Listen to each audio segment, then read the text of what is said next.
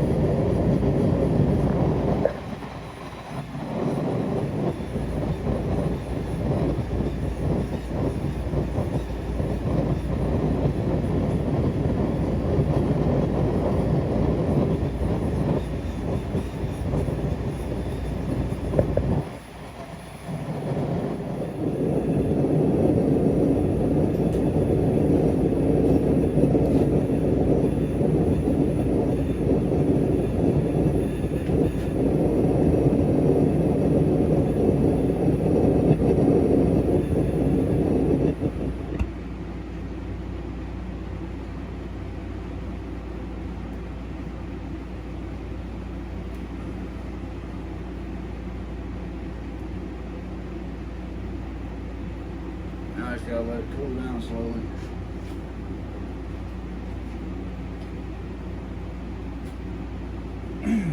Of course, to be fair, I have no idea if this is going to help or not, but it should at least help with the cracking. That weld in that one spot will make it, real brittle. But if you heat the whole thing up and then weld it, it should make it a lot more stronger. But I'm not a metallurgist, so anyway, I'll probably film some more when I put it back together later on tonight or something like that. Everybody have a good night.